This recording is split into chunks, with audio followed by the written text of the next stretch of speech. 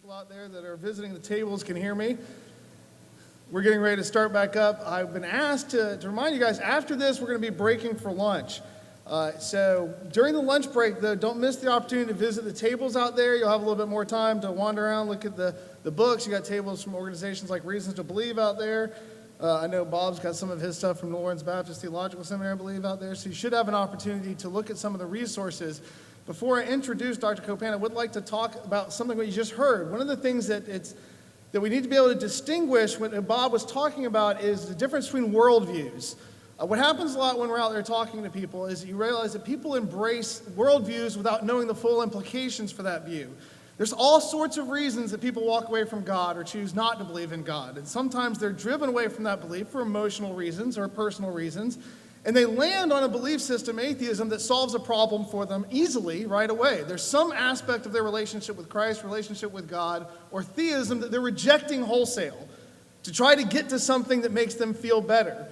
And they sometimes make that transition without realizing that they're not just shedding a belief, but they're embracing an entire view of the world. And that's a lot what Bob was talking about. When you're talking about a worldview, what you're talking about is the way that people understand the big questions in life, not just how they process them, but it affects their behavior as well. And a lot of times when I talk to young people, or I talk to anybody that has abandoned a belief that they had when they were younger for a new belief, there were reasons that they abandoned it. There was something that drove them to that. But they haven't thought through the idea that this new belief that satisfied this one problem they were having has introduced a whole new set of problems into their life. And Bob did a great job at illustrating some of those. I remember a young man that I was talking to one time. His father asked me to have a talk with him. He said, my son went to college. He abandoned his faith. Would you sit down and chat with him for a while? I was like, well, sure. And so he and I sat down, and we had lunch. And his son was telling me, and this was a smart man, a smart young man, who was deeply troubled about the rule structure of Christianity, about the idea of God telling right and wrong, not just for him personally, not just because he wanted to be able to do things, but because he felt like that rule structure was in some way dividing him from other people. And as we were talking, he said, Jay, I have never felt so free as the moment when I stopped believing in Christianity. There's never been a moment where I felt such freedom.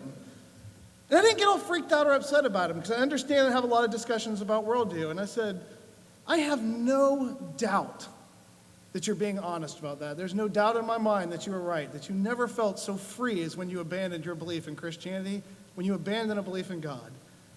Now let's spend a little time talking about what that freedom has cost you. The worldview that he embraced to solve a problem opened up a whole other issue, a whole other set of problems for him. And we've got to become better at being able to talk to people about that. Not feeling like it's just our job to dig in our heels and defend our views, but understand the viewpoints that other people bring, the worldviews that they have that they're bringing to the table, and being able to articulate the problems that they have so they can see clearly the full consequences for the beliefs that they embrace, oftentimes embraced merely to take care of a small problem without realizing they were buying a whole new set of problems.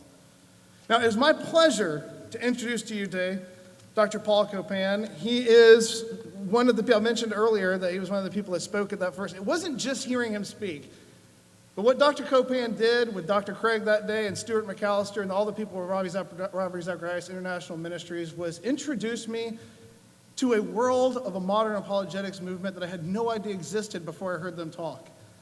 Not just a world of articulation, not just a world of erudition, which is wonderful.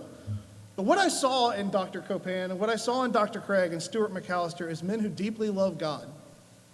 Men whose mental work, the scholarly work that they're doing is driven by a commitment to Jesus Christ and a desire to help and to reach out with people. It is not, as I said earlier, a desire to prove how smart we are. It's a desire to impact the kingdom of God in a positive way by loving God with our mind. That was what I saw that day. And so I get to introduce him today to you. He's a professor and Pledger Family Chair of Philosophy and Ethics at Palm Beach Atlantic University and has served as the president of the Evangelical Philosophical Society. He's the author and editor of over 25 books, including The Rationality of Theism, The Rutledge Companion of Philosophy of Religion Classics and Contemporary Issues, Holy War and the Bible, and popular level books such as Is God a Moral Monster? And True for You but Not for Me. He has three forthcoming books this year: Introduction to Biblical Ethics, Did God Really Command Genocide? And The Gospel in the Marketplace of Ideas. Paul and his wife Jacqueline have 6 children, and they reside in West Palm Beach, Florida. Please join me in welcoming Dr. Paul Copan.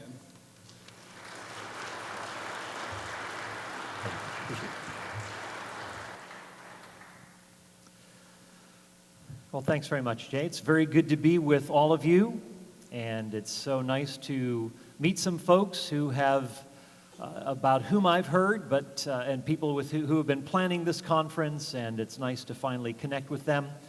And it's good to be in historic Montgomery, Alabama. I'm a Yankee myself. I hope you'll forgive me.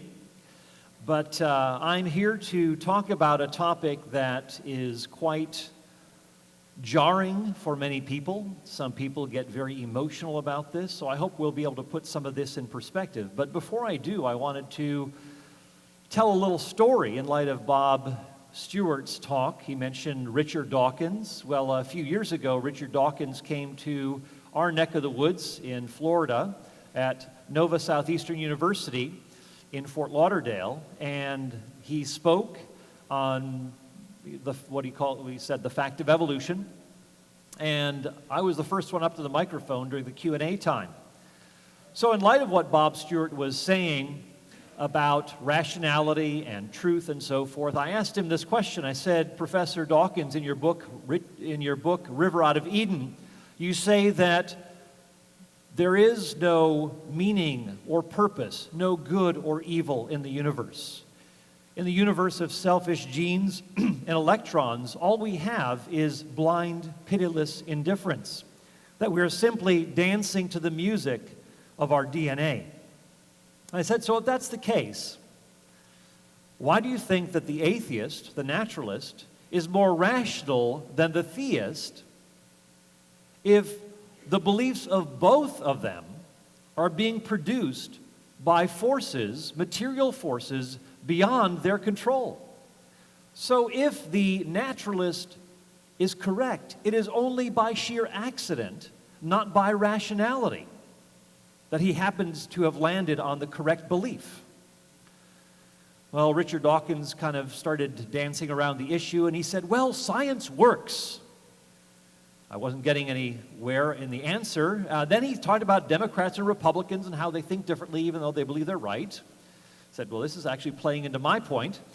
And then he finished, startlingly, with this rhetorical jab, and he says, and besides, science flies rockets to the moon, but religion flies planes into buildings. That was his answer. And the place erupted. They thought that was just an amazing answer. Of course, well, interestingly, so much for science, it was the Nazis that came up with rockets. And it was actually, if Dawkins is correct, then the Muslim terrorists on September 11th were simply dancing to the music of their DNA. They couldn't do anything. They couldn't help do what they did. I mean, that was just they're just dancing to the music of their DNA. So again, didn't answer the question, but again, it raises the problem of how can the naturalist talk about rationality when materialism is his worldview. And this is really just, how can you get material matter, molecules bumping into one another, producing rationality, giving us knowledge, and so forth. So that's a little bit of a side note on Richard Dawkins. Well, we're here to tackle the question, is God a moral monster? And what I wanted to do is look at the question that everyone seems to be asking. That is, did God command genocide, for example, when he told Moses to utterly destroy the Canaanites? And you look at Deuteronomy chapter 20. You have the statement or the command, but you shall utterly destroy them. You shall not leave alive anything that breathes. The Hittite, the Amorite, the Canaanite, the Perizzite, the Hivite, the Jebusite. So here is this command, utterly destroy, leave alive nothing that breathes. And so no wonder somebody like Richard Dawkins says that the God of the Old Testament is arguably the most unpleasant character in all fiction. Jealous and proud of it, a petty, unjust, unforgiving control freak, a vindictive, bloodthirsty ethnic cleanser, a misogynistic, homophobic, racist, infanticidal, genocidal, filicidal, pestilential, megalomaniacal monster. And so this is the sort of thing that he is harping on. And the question is, how do we respond to these sorts of charges? Somebody's asking me, well, is the God of the Old Testament the same as the God of the New? Jesus, who talks about forgiveness and so forth? Well, I suppose it'd be good to remember that Jesus was not simply talking about loving your enemies. He emphasized that, how God himself loves his enemies. That's the point of the end of Matthew chapter 5 of the Sermon on the Mount. But Jesus doesn't absolutize that. I mean, God doesn't simply forgive everyone without any sort of issue related, without any consideration to justice. God is one who is just. In fact, Jesus says, anyone who leads, Matthew 18, same book, anyone who leads these little ones astray or causes them to stumble, it'd be better for him to have a millstone tied around his neck and be drowned in the depths of the sea. Wow, that's Jesus, the one who says, love your enemies, pray for those who persecute you. Jesus said some very severe things, even in the Gospel of Matthew, the same book as the Sermon on the Mount. He says in Matthew chapter 11, woe to you, Bethsaida and Chorazin. If the miracles had been performed in you if miracles that had been performed in you were performed in Sodom and Gomorrah, they would have repented in dust and ashes. Now, he was speaking hyperbolically, of course, but he was emphasizing that there was more of a responsibility that they had in his present day with all the miracles Jesus had performed. Jesus did say, on the other hand, in Luke 16, that even if somebody comes back from the dead, that's not a guarantee that somebody is going to believe. So Jesus himself says some very severe things. He talks about judgment that is coming upon Jerusalem. He talks about those wretched tenants who are not preserving the vineyard in Matthew 21. And he says that the keeper is going to bring those wretches to a wretched end. That was the Jesus who said, love your enemies. So we need to be careful not to absolutize that command, but to remember that there is also justice that comes. Yes, there is an extension to forgiveness to enemies. But Jesus also spoke very severely, very critically in Matthew 23. Again, the same book as the Sermon on the Mount, where Jesus says, love your enemies. He speaks very scathingly toward the Pharisees and the scribes, denouncing them for their hypocrisy. Well, let's move on from that initial point to getting into our topic of the question of the Canaanites. It's important to remember that in the ancient Near East, there were two kinds of people. You were either quick or you were dead. You had to live in a world of warfare in order to survive. And with that in mind, God works in that situation that, as Thomas Hobbes calls it, he said that life in a particular state, kind of the natural condition of human beings, he says that it's nasty, brutish, and short. That's what life is like in that kind of a condition. I suppose you could say Danny DeVito plays some of those parts, somebody who's nasty, brutish, and short. But we'll leave that for a moment. The Christian ethicist Oliver O'Donovan talks about a suspension of moral judgment to allow an ancient society constructed on different terms from any we know to express its own moral priorities. Now, this isn't relativism, but it's simply taking the situation on the ground. As Jesus said in Matthew 19:8, that Moses permitted certain things because of the hardness of human hearts. It wasn't as though this was the ideal situation, but God permits certain things because of human hard-heartedness. John Goldingay, who teaches Old Testament at Fuller Seminary, says that God gets his hands dirty to a certain point, that he works within a fallen world, though not the original product of his own pure hands. So that's the kind of situation to which we come when we're looking at these commands to deal with the Canaanites in this way. Again, as I said before, in the ancient Near East, war was the order of the day. Also, when God gives commands to kill, in fact, even when he himself brought destruction in the book of Genesis at the flood, God brings destruction, though with a heavy heart. God was grieved about this. It was a last resort. And so we can see that in certain circumstances, as a last resort, in cases of supreme emergency, certain drastic actions may be necessary for a greater good. Now, it's important to remember, too, that when we're talking about the Canaanites, we're not saying that they were the worst specimens of humanity possible, but things had gotten to such a degraded state that it was high time to bring judgment. In fact, in Genesis 15:16, God tells Abraham that, again, generations, we're talking, hundreds of years later, there will become a time when the sin of the Amorite is completed. It is filled up. It is come to full measure.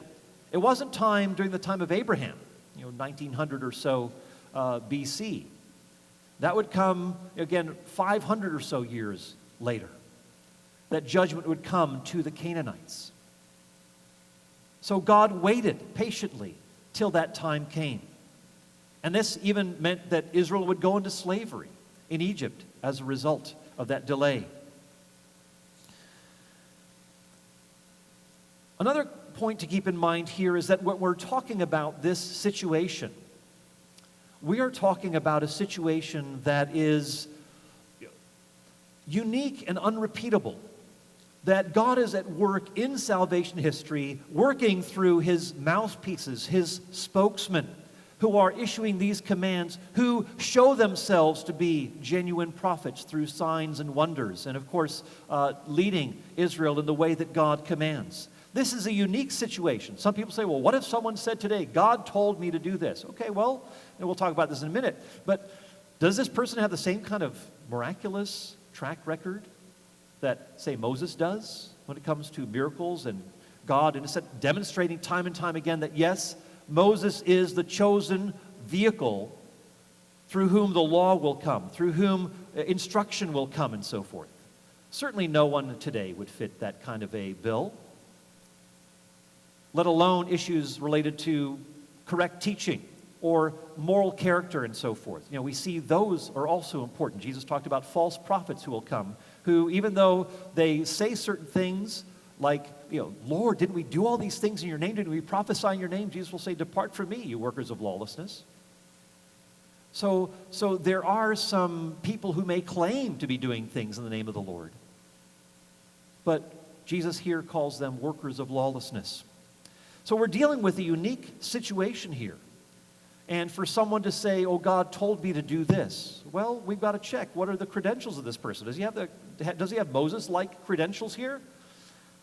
Highly unlikely. Interestingly, a lot of people forget that when we come to the question of the Canaanites, we see that the storming of Canaan, so to speak, is actually more like gradual infiltration. And I'll talk about that in a minute as well. But when we come to the situation of the Canaanites, we see that Israel is the hotbed, so to speak, where the people of God are. This is where God is doing mighty signs and wonders. Think about it. In Egypt, you have the plagues upon Egypt. You have the deliverance through the Red Sea. You have, in the wilderness, manna being supplied morning after morning. You see Korah in the book of Numbers challenging Moses' authority. And you have the earth swallowing up Korah and his fellow rebels. Is this not persuasive enough to convince you that God is speaking through Moses? That you need to pay attention to him. So if you've got a skeptical Israelite soldier, when he hears this command, go and kill Canaanites, he's thinking, I don't know, this doesn't sound right. And then he sees, oh yeah, 10 plagues in Egypt, deliverance to the Red Sea, manna every morning. Korah, yeah, he just got wiped out the other day. Maybe I should pay attention to the things that Moses is saying here. So we have strong reinforcement If it were just Moses saying, hey, you know what? God spoke to me at a burning bush. Kind of like people say about Muhammad, that God gave him a revelation. Well, these are private revelations, and are we supposed to take your word for it on such a weighty matter?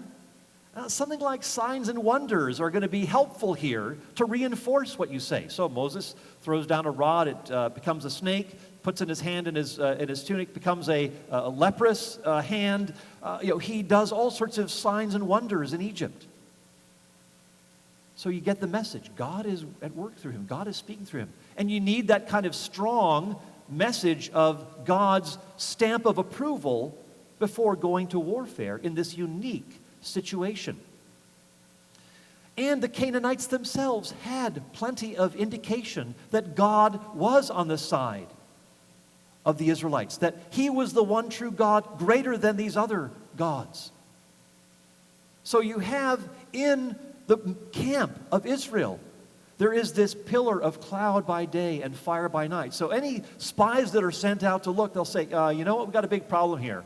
There's this big column of fire that is over the camp of Israel. Maybe we should reconsider whether we are up to fighting against these people. Maybe we need to leave town. That's it. But yet you have some of these Canaanites who are unwilling to do that. But yet we see in Joshua chapter 2, Rahab talks about how we have heard how the Lord dried up the water of the Red Sea for you when you came out of Egypt, what you did to Sihon and Og, the two kings of the Amorites, east of the Jordan, and so forth. We've seen this sort of thing.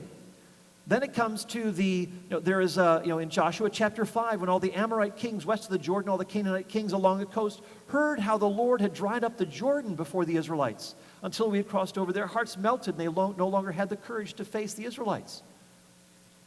They were seeing signs and wonders. They knew what was going on. They had warning. And we see this also in 1 Samuel. The Philistines recognized, the word had spread. They knew about the kind of God that the God of Israel was. So they say, woe to us, for nothing like this has happened before when the ark comes into the camp. Who shall deliver us from the hand of these mighty gods, or the God of Israel? These are the gods who brought Israel out of Egypt with a mighty hand. These folks are seeing that they're no match for this God who has trumped the gods of the Egyptians. We should also add this too. I did talk about the character of the Canaanites. They're engaged in the sorts of activities that you would not only put people in prison for, but could even execute. Talk about things like ritual sacrifice of children. That's a criminal act. It's not as, they were just doing their own religious stuff. No, this is the sort of thing that is scary. This is scary behavior, folks. You've got incest. You've got ritual prostitution in temples.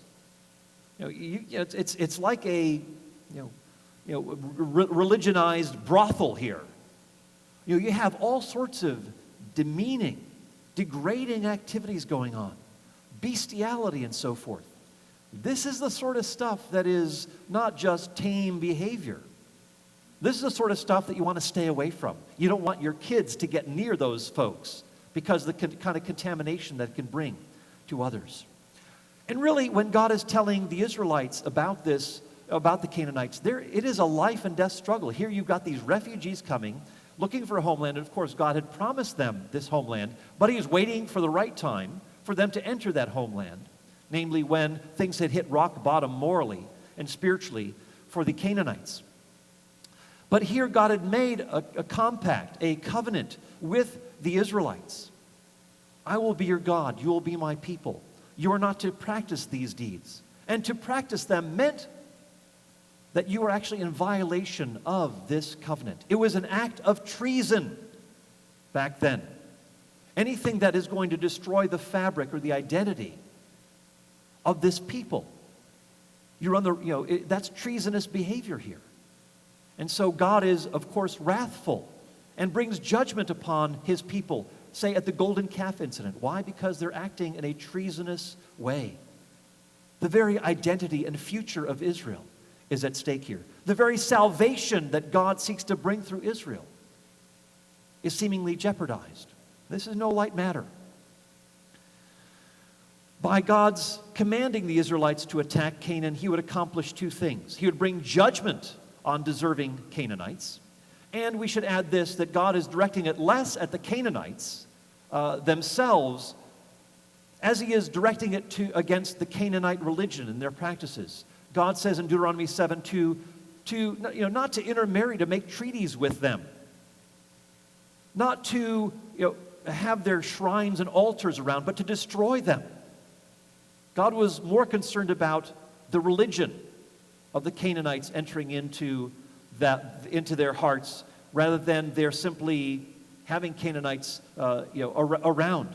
In fact, we see that Rahab herself is a Canaanite, and we'll talk about that in a little bit.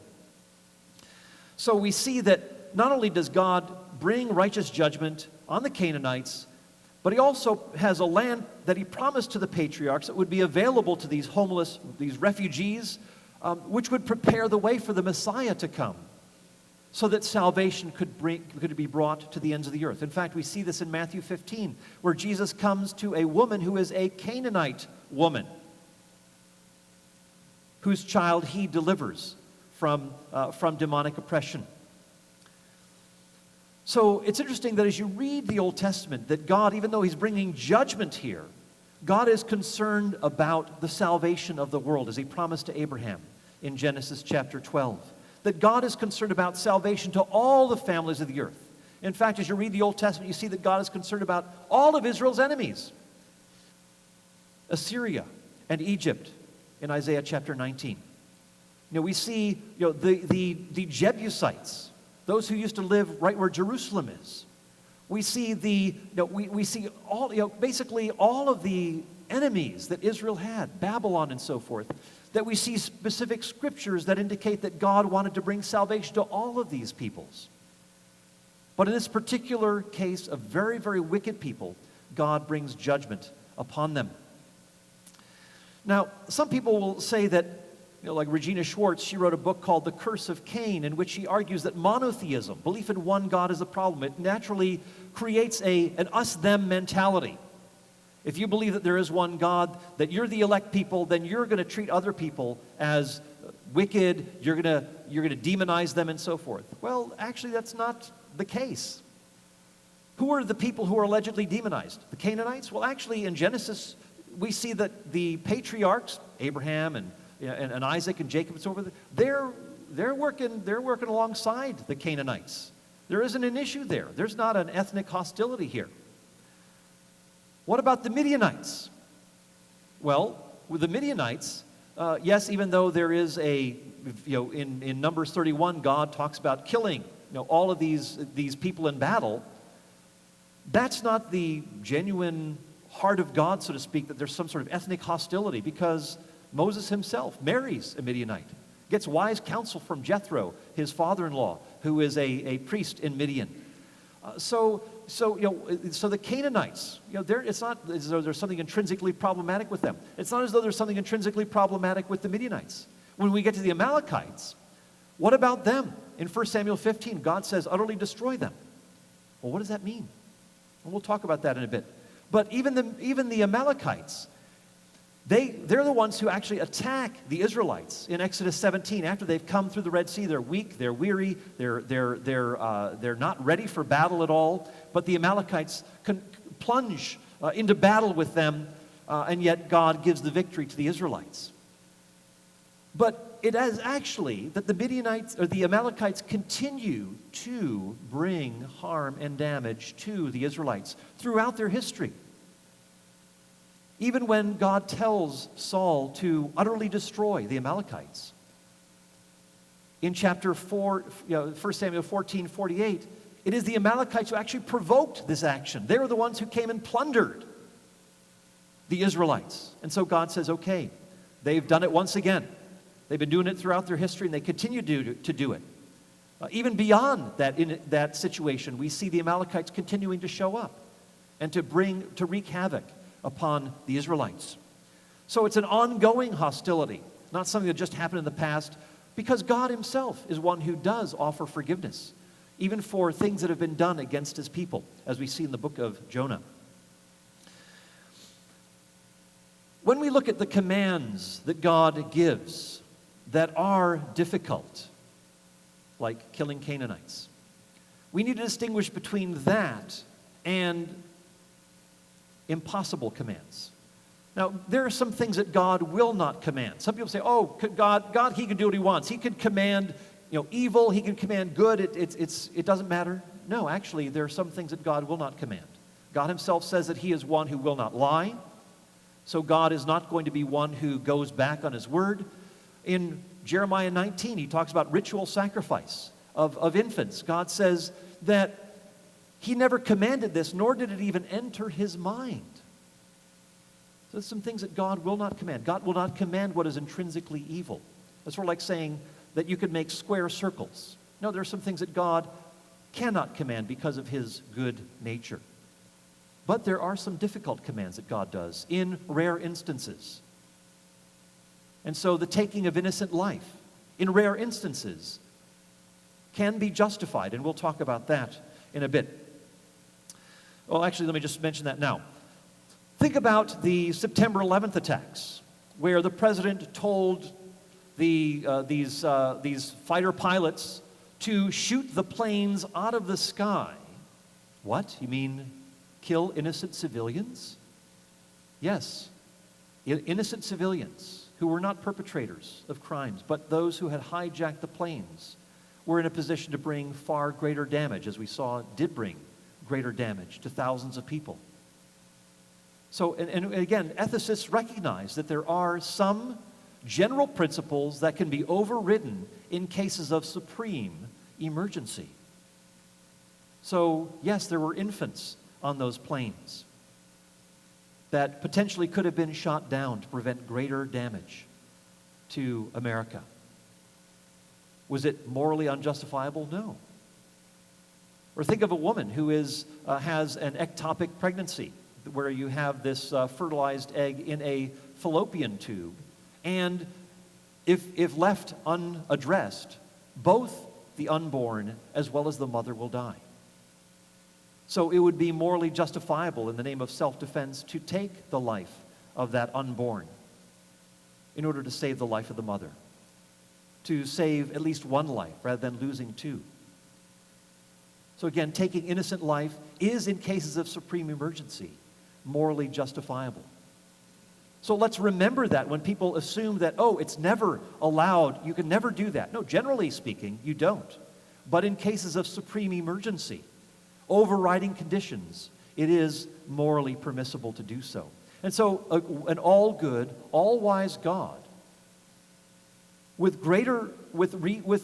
has in mind the greater good for people, could indeed command these sorts of things.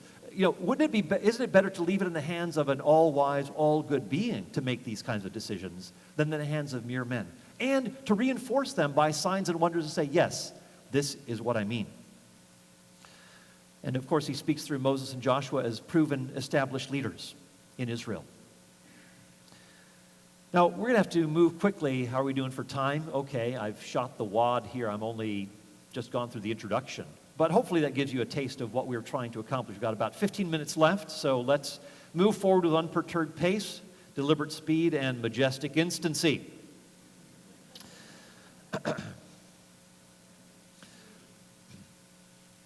As I like to tell people, I feel like the Egyptian mummy. I'm pressed for time, so we'll try to wrap it up quickly. So I won't babble on and on. All right. As we look at the biblical text, you may be surprised to note that even though we see terms like utterly destroy, do not leave alive anything that breathes, we see in Judges chapter 1 that there is more of an infiltration than an actual invasion and a massive military campaign, a blitzkrieg of sorts. Now we see that repeatedly in chapter 1 of Judges, 1 and 2, you see they could not drive them out. They could not drive them out. They could not drive them out. They could not drive them out. Now, this is, as we look at this text, we wonder, well, what is that all about? They couldn't drive them out. Now, I thought it was, if they were to utterly destroy them, what's the point of trying to drive them out? This is where we'll come to the ancient Near Eastern warfare rhetoric. In the book of Joshua, for example, we read that Joshua struck all the land, the hill country, and the Negev. He left no survivor. He utterly destroyed all who breathed, just as the Lord, the God of Israel, had commanded. Very interesting. Looks like a total annihilation, right? Well, then you keep reading. Joshua, again, throughout the book, we see that there are nations that are still remaining among them. We read that even though Joshua did what Moses commanded, there are still nations that remain among you. Well, is that contradicting what we read earlier? Well, here's a concrete example. In chapter 11, we read about the Anakites, the Anakim, who were left in the, it says there were no Anakim left in the land. But then we read in chapter 14 that there are still Anakites left in the land. And so Caleb goes and tries to drive them out. What do we see repeatedly?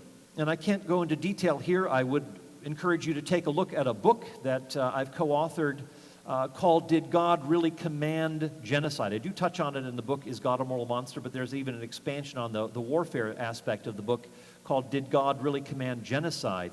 Coming out with Baker at the end of the year. So I'd encourage you to take a look at that for a lot more detail on this very topic.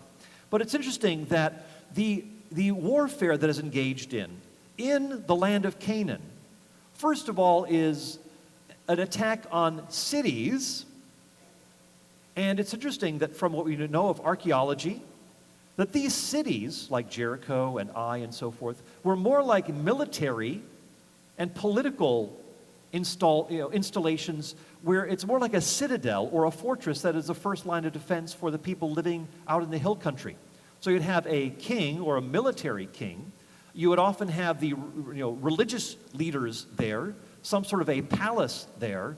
You would keep the kind of things that were for the treasury that were kept there. But apart from that, it was really not a place where civilians hung out. So you have basically the Israelites doing what Kenneth Kitchen, the Egyptologist, calls disabling raids. The Israelites come to these cities, skirmish, fight, basically disable these places, these places of power and military might, and then they go back to their base camp at Gilgal. So they're going out, having these raids, coming back to the base camp, going out, coming back to the base camp. So they're just moving from one place to another. And again, this is part of the command that God gives them to drive out the Canaanites. And we'll come back to that. How do we reconcile God's command to drive them out, which doesn't entail killing? In fact, it entails that they are still alive if you've driven them out. Well then, what about utterly destroy? How do we put those two together? Well, as we look at the book of books of Joshua and Judges, Nicholas Wolterstorff talks about how as we read Joshua and Judges side by side, as we look at the canon of Scripture, the layout of Scripture, we see that the authors and the editors of Scripture are not mindless when they put side by side language of utter destruction, but then plenty of survivors. What we do see is that actually reflects the ancient Near Eastern rhetoric that was quite common in the day, where you could say, we utterly destroyed our opponents. We left none alive. You could win by a narrow margin and have a large number of survivors. And we see this in ancient Near Eastern war texts, where you have, again, you barely eked out a victory, but you can say, we utterly destroyed them. We killed them. Well, is that deception? Well, anyone reading that in the ancient Near East would know, oh yeah, we know about that, but that's just kind of the rhetorical language that you use. You use hyperbole, you use exaggeration in that sort of a setting. And we see that illustrated in the biblical text as well. Again, God is not interested in obliterating peoples so much as he is bringing an end to certain kinds of behavior. God is perfectly happy if those people end up fleeing or siding with the God of Israel as they see the signs and wonders that are performed in the midst of Israel. Let's look at another people group, the Midianites and the Amalekites. And I touched on this before, but the Midianite women had gone into the Israelite camp and had seduced the men of Israel into idolatry and adultery. We read in Numbers 25. Well, in Numbers 31, God says he wants them to wipe out Midian, killing every man. And so it says in verse 7 of Numbers 31, it says, Israel fought against Midian as the Lord commanded Moses and killed every man. So here they've killed everyone. Now it does go on to say, Moses gives a command to kill women and boys, but that actually goes beyond what God initially said. That seems to be more of Moses' initiative, because what Israel did in verse 7 is actually carry out the command that God had given to kill every male. Now, we see so what's interesting is as you go to the book of Judges, we see in Judges 6 verse 5 that the Midianites, who allegedly had been utterly destroyed, right? Every male, every adult male wiped out. In Judges 6:5, we read that the Midianites converge upon Israel on their camels, and it says they were too numerous to count. Well, if they're all obliterated, where did they all come from suddenly? This is the kind of language that we see at play in the Old Testament. We'll have utter obliteration mentioned on the one hand, and then we'll see lots of survivors on the other. And this is particularly true when very clear when we look at the Amalekites.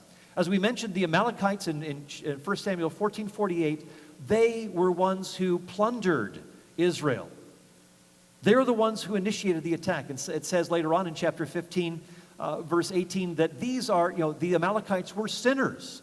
They were still doing wrong. It wasn't as though there was this innocent attack on innocent people who were just minding their own business. No, they're the ones who are attacking Israel.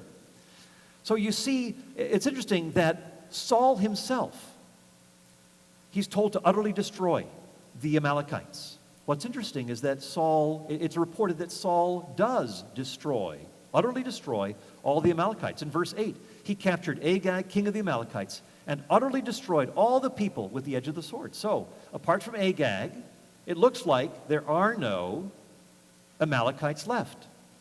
In fact, Saul himself says later on in this chapter, he says, I did obey the voice of the Lord and have utterly destroyed the Amalekites. Verse 20. Well, when we come then to the next portion of Scripture, my computer is going a little funny on me here.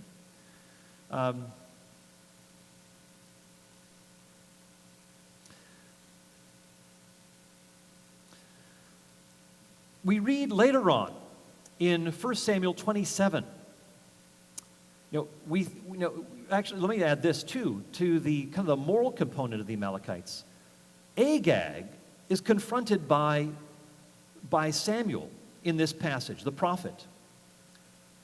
Samuel, of course, has confronted Saul because of his disobedience. Now, some people say, no, Samuel rebuked him because he hadn't utterly destroyed the Amalekites. Actually, when you read the text closely, it does not say that. The text already said that all the Amalekites were destroyed. What the rebuke was that he had kept King Agag alive, and he had used the term, he plundered the animals for Israel. And it goes on repeatedly that you kept the animals. What is this lowing of cattle and the bleating of sheep that I hear? And he says, that I wanted to have these for sacrifices. And Samuel goes on to say, well, to obey is better than to sacrifice. So the emphasis is on the animals now, not on the Amalekites. Then when we come to King Agag, and Samuel is one who ends up thrusting him through, he says, you have left women childless. So again, we've got a real brutalizer here. We've got someone who's been aggressive.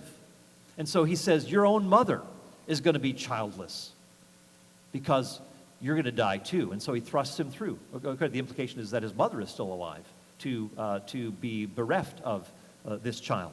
Then we get to chapter 27, same book, 1 Samuel. What do we read? David is engaging in a battle against the Amalekites.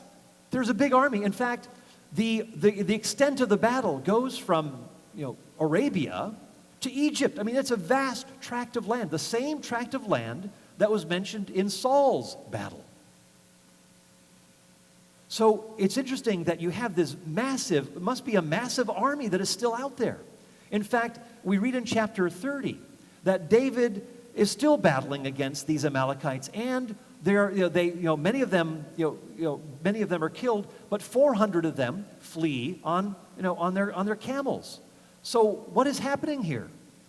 Again, if you understand that this is ancient Near Eastern rhetoric and hyperbole, that there is no genocide here. And again, remember that even when there is a negative track record of these enemies of the people of God, and there is repentance, like the Assyrians in Nineveh, Jonah himself, he didn't want them to experience the forgiveness of God. He said in chapter 3, God, I knew that this would happen when I came here.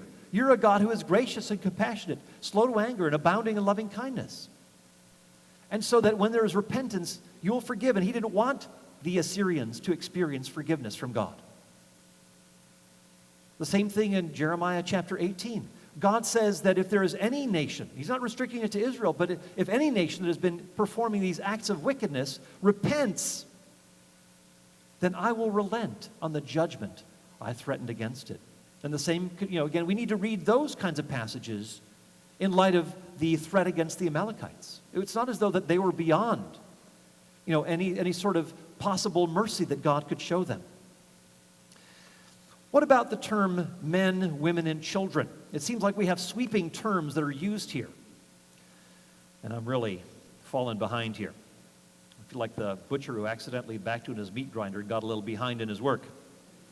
So, but here we go. We do see phrases such as, wipe them all out, young and old, man and woman, and so forth. Well, interestingly, it's referring to these sorts of cities, and you could use this kind of terminology even if there were no children or women in these cities, these citadels. But we need to remember, even prior to that, God's primary interest was to drive the people out of the land that he had promised to the patriarchs. That this was something that God wanted them to do. And God first said in Exodus 23 that he was going to drive out these people like a hornet, that there's going to be fear before them. In fact, a lot of these Canaanites are seeing, wow, this is an impressive God who does these things. He's right in the midst of them. So God is going to drive them out. And what ends up happening is that people who are stubborn enough, foolish enough to stick around when they see that the God of the Israelites who came out of Egypt, led by the powerful hand of God, when they dig their heels in and continue to resist, well, then they open themselves up to disaster. But the primary drive is the primary emphasis is to drive them out. I'm going to skip over a few sections here. I'm going to go on to the Israelites' warfare methods, point number 9. Land grabbing was not permitted by God. Some people say, they just went in and took over the land. Well, there were certain restrictions. It was only this place that was significantly wicked, but also the place where God had given a promise to the patriarchs that he would bring them back to this land. And so it was a simultaneous judgment as well as bringing refugees into a homeland. But there were certain places like Edom. Edom was the brother of Jacob, Esau. Ammon and Moab, the two children from Lot through this incestuous relationship that we read about in the book of Genesis, chapter 19. These were not to be lands touched by Israel because of that connection. So it was very restricted. God had certain specific purposes. Now, again, we talked about this point of driving them out. Again, it's an indication that utter annihilation is not at all intended. The obliteration of peoples is not so much the goal as simply displacing them, removing them. That once Israel is moved into the land, then they are to, again, you see, it talks about how the Canaanites are much more numerous. Remember when the spies went in? It's much, they outnumber us. There are just far too many of them for us. Well, you can imagine a minority people coming in and being surrounded, indeed engulfed by this culture of people who are engaging in these criminal practices. How difficult it would be for them to retain their moral purity, their spiritual priorities, and their coherence as a nation, rather than giving into treasonous behavior. And so the goal is to drive these Canaanites out. Why? Because these are the ones who are going to have a detrimental influence on the Israelites. And so to drive them out of the land so that Israel could occupy it would mean that the influence of those people was removed from Israel's borders so that they could continue on in the path toward salvation that would come eventually through the Messiah to bring salvation to the ends of the earth. It's interesting, too, that there's a theological point being made here, and this is point number 10 here, that dispossession was aimed at destabilizing this connection between the deity and the people and the land. There was this, the people of the Canaanites assumed that their God was the God of this land and that he would protect them in their land. Kind of interesting, by contrast, you see the Israelites in Egypt, that God is, in a sense, displacing the Egyptian gods and showing this God, in a sense, out of his territory, showing that he is the greater deity. And so there's a theological message that is being sent to those Canaanites, that by being driven out of the land, that their gods were impotent and could not sustain the attack, so to speak, by the God of the Israelites, who is greater than they are. And of course, as I said before, driving out the people meant that they were not killed. To drive them out. For example, David was driven out of the presence of Saul. Adam and Eve were driven out of the garden. Again, they were driven out, but they weren't killed. So we need to understand that. Another thing to keep in mind here, and I am, way out of time here now, but I'll just try to wrap up here. Joshua, we're told, does all that Moses commanded. It says in chapter 11, it says he struck all the cities. He utterly destroyed them with the sword, just as Moses, the servant of the Lord, commanded. We read this several times in Joshua chapter 11. So what's going on here? Well, the implication is that if Joshua utterly destroyed all of the people, but yet we see that there are lots of people remaining in the land, as we read in chapter 23, there are many nations here that still need to be driven out and dispossessed. Well then, if he did all that Moses commanded, but it wasn't literally driving out or literally annihilating all of these people, then we have indication that Moses himself, when he spoke in Deuteronomy 20, didn't intend for there to be a massive obliteration or genocide. It's interesting, too, that God himself says to the Israelites, just as you're doing to these people, I'm going to do to you if you carry on the practices of these Canaanites. He says this in Leviticus 18 as well as 20. And when we come to the book of Jeremiah, very interestingly, in 25:9, we see that Jeremiah uses this same language. God says, I will utterly destroy Judah and leave their cities in everlasting desolation. Well, you read to the end of the book of Jeremiah, and did that happen? Well, the Babylonian captivity comes, and we actually see Judah survives, although it's incapacitated in its religious structures, its military, political structures. It's a shambles. But we see lots of people from Judah still around. It wasn't at all annihilated, even though God himself uses this language of the Canaanites, utterly destroy.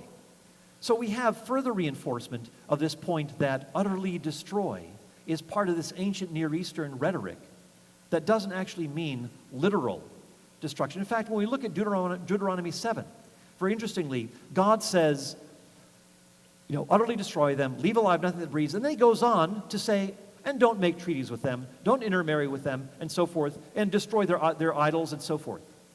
Well, how can you have both side by side? Is it utter destruction, or are there going to be people still in the land? Well, if it's hyperbole, if it's rhetoric, then there is no contradiction here. So, I think I'll have to stop here, but let me just offer this final reflection here. Some people don't like a God who brings judgment.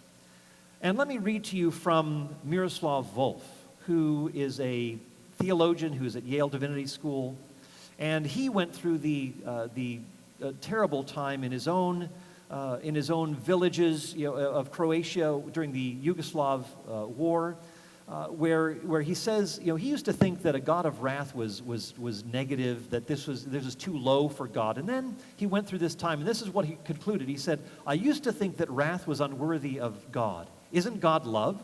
Shouldn't divine love be beyond wrath? God is love and loves every person and every creature. That's exactly why God is wrathful against some of them. My last resistance to the idea of God's wrath was a casualty of the war of the former Yugoslavia, the region from which I come. According to some estimates, 200,000 people were killed and over 3 million were displaced. My villages and cities were destroyed, my people shelled day in and day out, some of them brutalized beyond imagination. I could not imagine God not being angry. Or think of Rwanda in the last decade of the past century, where 800,000 people were hacked to death in 100 days. How did God react to the carnage? By doting on the perpetrators in a grandfatherly fashion? By refusing to condemn the bloodbath, but instead affirming the perpetrators' basic goodness? Wasn't God fiercely angry with them? Though I used to complain about the indecency of the idea of God's wrath, I came to think that I would have to rebel against a God who wasn't wrathful at the sight of the world's evil. God isn't wrathful in spite of being love, but God is wrathful because God is love. Well, I leave you with a few thoughts. There's a lot more that I could say, but trust that maybe some of the conversation afterwards, or maybe some of the book that I've written is God a Moral Monster, as well as the book Did God Really Command Genocide, will hopefully be helpful in the future for you. Thanks very much.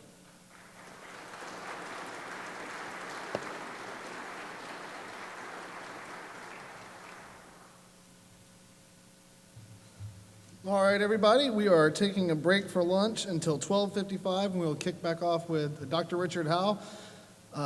Thank you for sticking with us this morning and we've had some great teaching this morning from some great teachers. I pray that you guys come back and enjoy some great talks this afternoon. Have fun at lunch and look at the tables, and if you see a speaker standing around, don't be afraid to go grab them and ask them a question.